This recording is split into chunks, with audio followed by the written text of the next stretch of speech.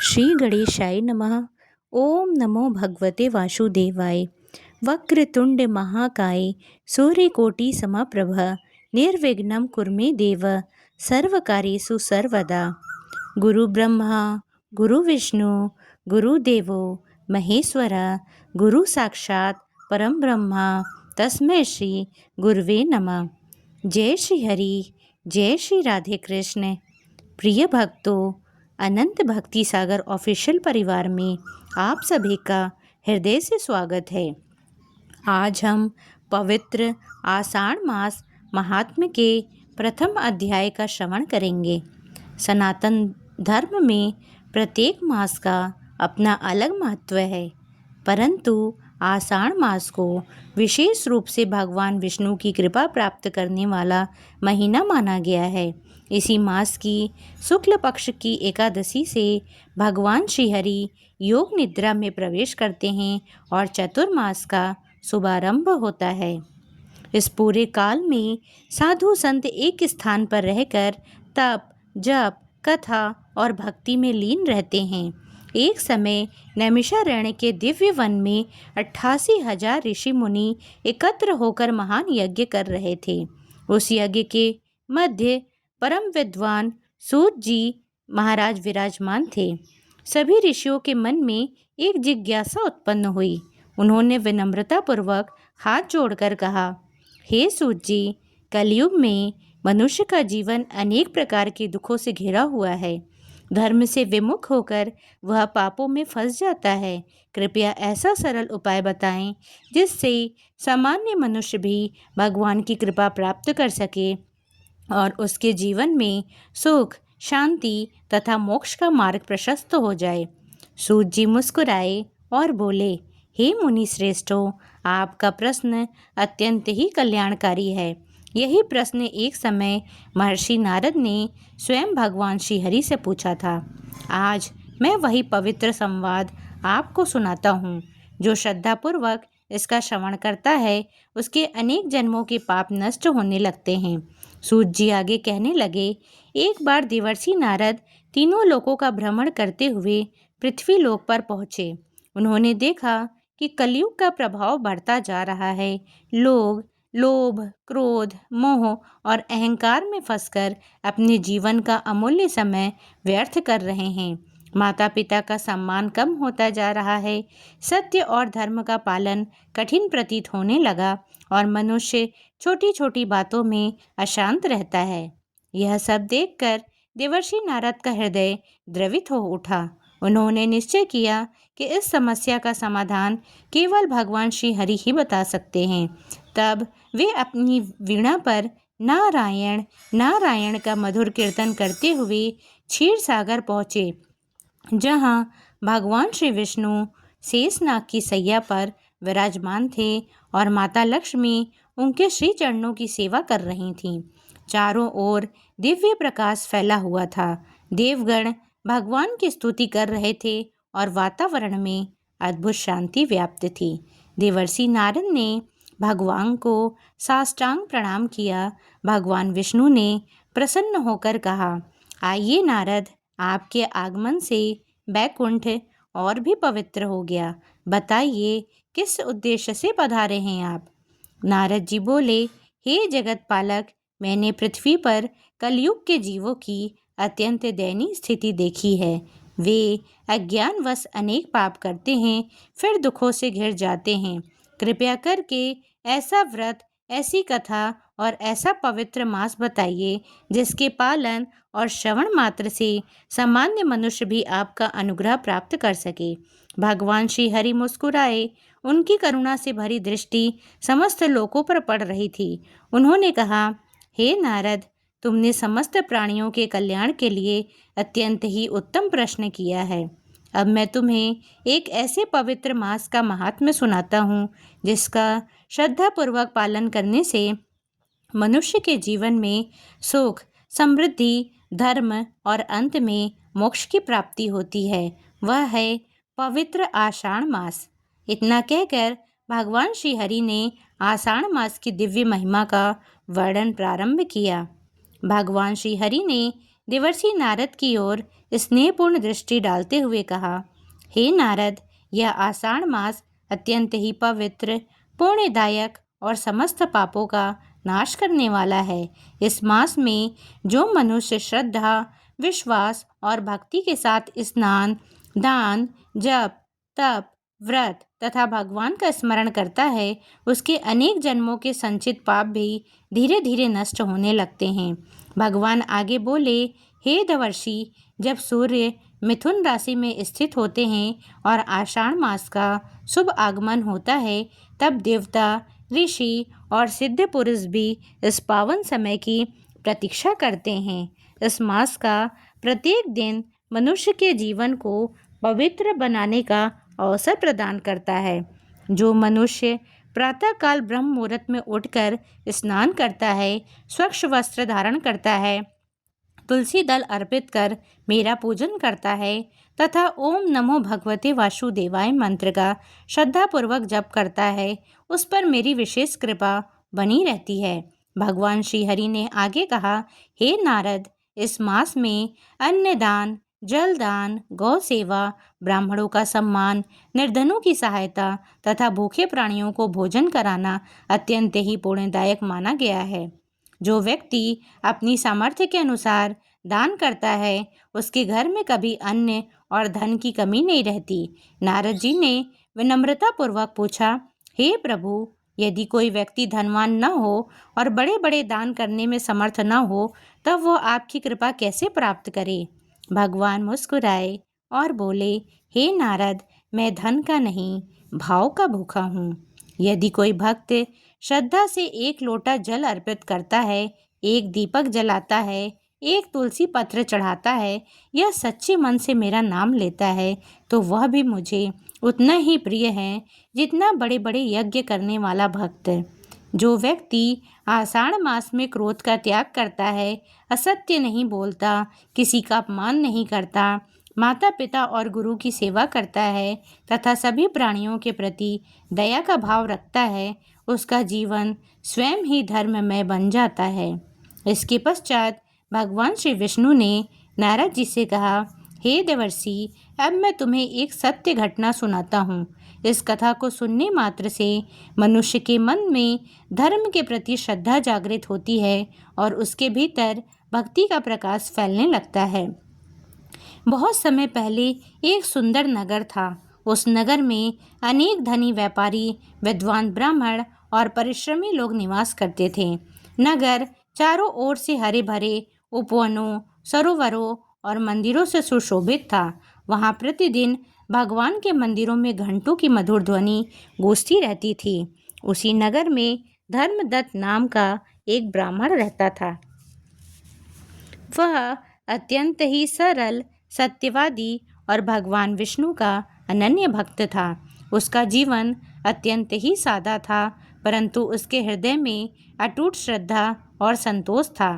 धर्मदत्त प्रतिदिन प्रातः स्नान कर भगवान श्री हरि की पूजा करता, तुलसी पर जल चढ़ाता, अतिथियों का सत्कार करता और जो कुछ भी उसे प्राप्त होता उसमें से कुछ भाग निर्धनों को अवश्य दान करता था। उसकी पत्नी भी धर्मपरायण, पतिव्रता और अत्यंत ही विनम्र स्वभाव की थी।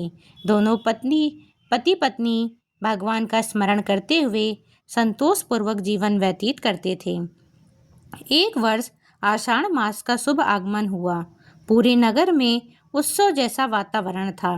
मंदिरों में भजन कीर्तन होने लगे, साधु संत धर्म उपदेश देने लगे और लोग स्नान, दान तथा व्रत का संकल्प लेने लगे। धर्मदत्त ने भी अपनी पत्नी से कहा, देवी, यह आषाढ़ मास भगवान श्री हरि को अत्यंत ही प्रिय है। आओ, हम दोनों भी इस पूरे मास में नियम पूर्वक पूजा, दान और भगवान के नाम का स्मरण करें, जिससे हमारा जीवन सफल हो जाए।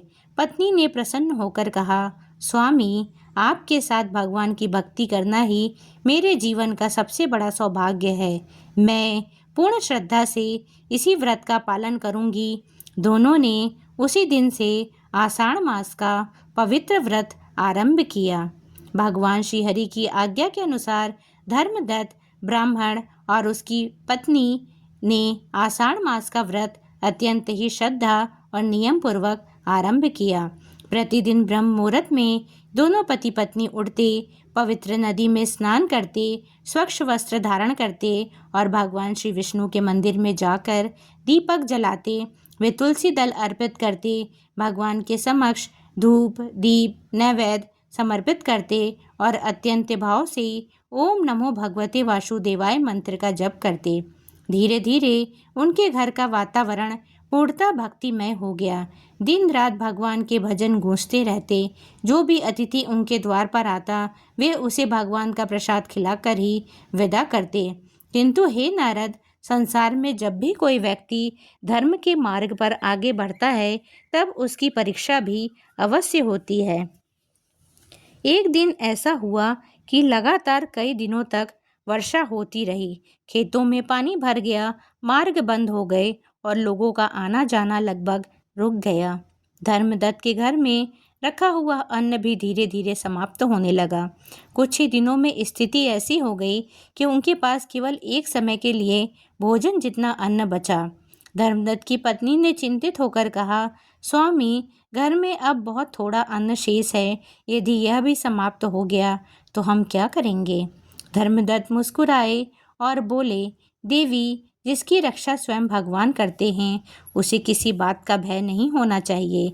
हम अपना धर्म कभी नहीं छोड़ेंगे। भगवान ने आज तक हमारा साथ नहीं छोड़ा, आगे भी नहीं छोड़ेंगे। उसी दिन दोपहर के समय एक वृद्ध सन्यासी उनके द्वार पर आ पहुँचे। वे अत्यंत ही थके हुए और भूखे दिखाई दे रहे थे। उन्होंने धीमे स्वर में कहा, वत्स, कई दिनों से मुझे भरपेट भोजन नहीं मिला। यदि संभव हो तो मुझे कुछ अन्न मिल जाए। धर्मदत्त ने बिना एक क्षण का विचार किए उस वृद्ध संत को आदरपूर्वक घर के भीतर बैठाया। उन्होंने अपनी पत्नी से कहा, देवी, जो कुछ भी हमारे पास है, पहले इन महात्मा को भोजन कराओ। अतिथि में ही भगवान का निवास होता है। पत्नी ने क्षण भर के लिए खाली अन्न पात्र की ओर देखा, फिर भगवान का स्मरण किया और प्रसन्न मन से घर का सारा भोजन उस वृद्ध सन्यासी के सामने परोस दिया। वृद्ध सन्यासी ने प्रेम पूर्वक भोजन ग्रहण किया। उनके मुख पर अद्भुत तेज झलक रहा था। भोजन समाप्त होने पर उन्होंने दोनों को आशीर्वाद दिया, तुम दोनों ने आज सच्चे धर्म का पालन किया है।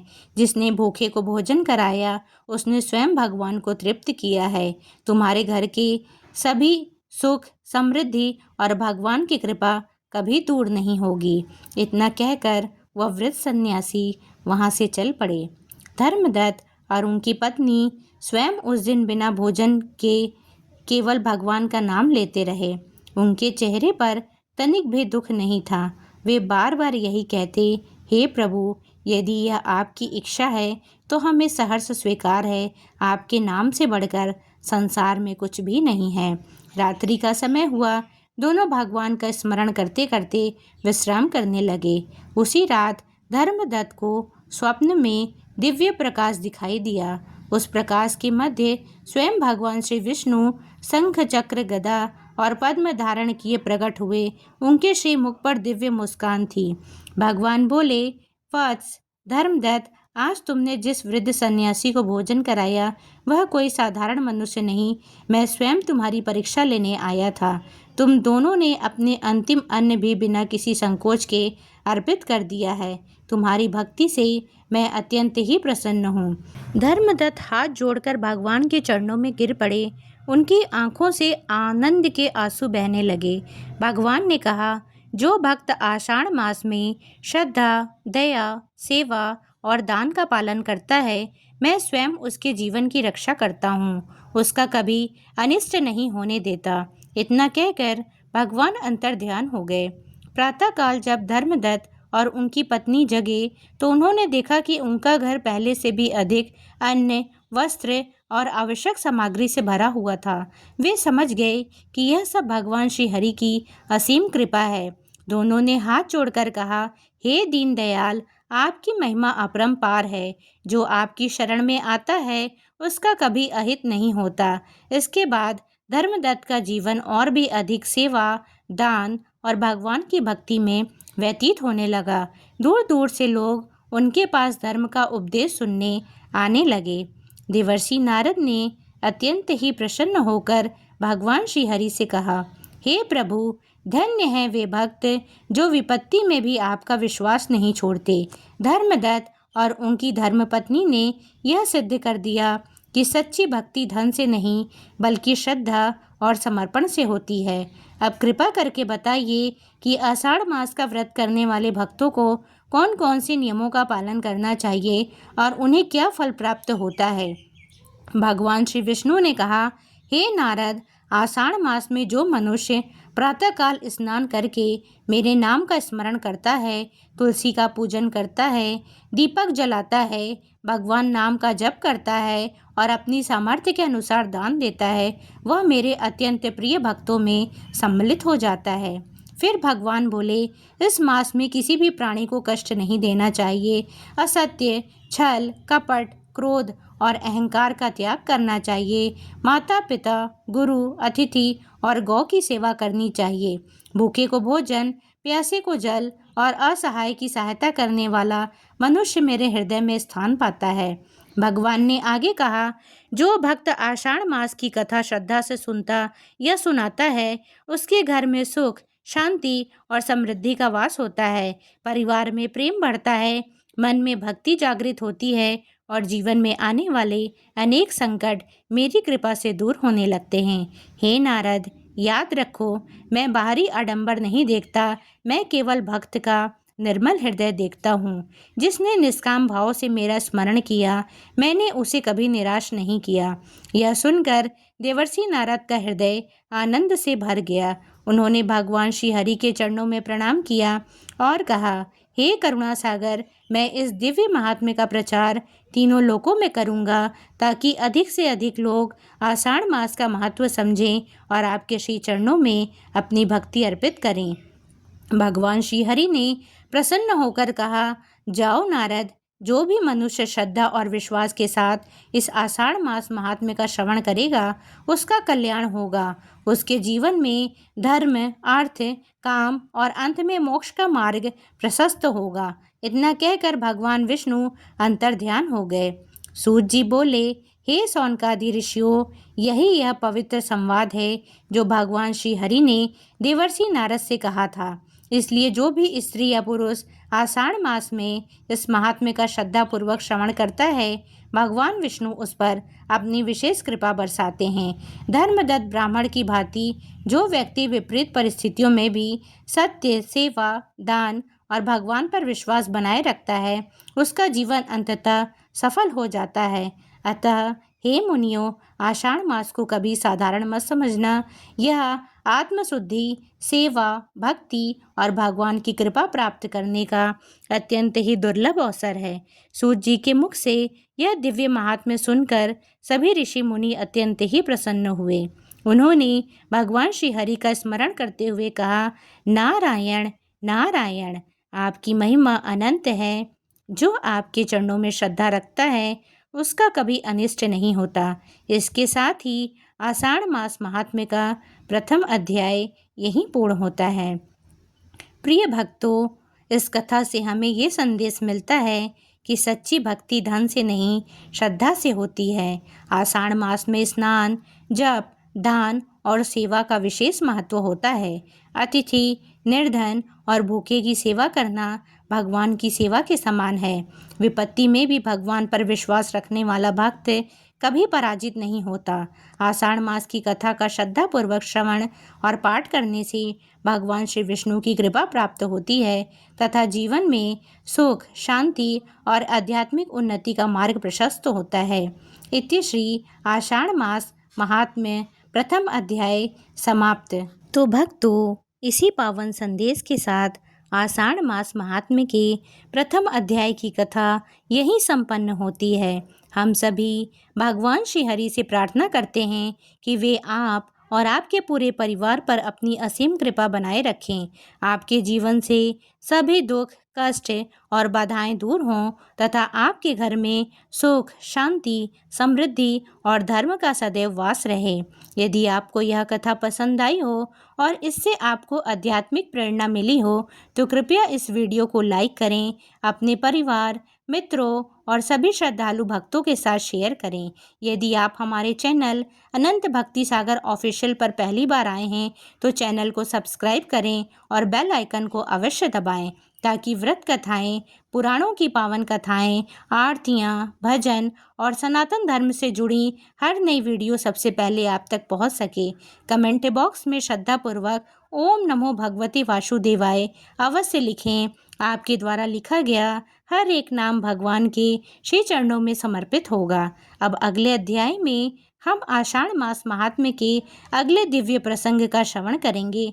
तब तक भगवान श्री हरि की कृपा आप सभी पर बनी रहे। जय श्री हरि, जय श्री लक्ष्मी नारायण। राधे राधे।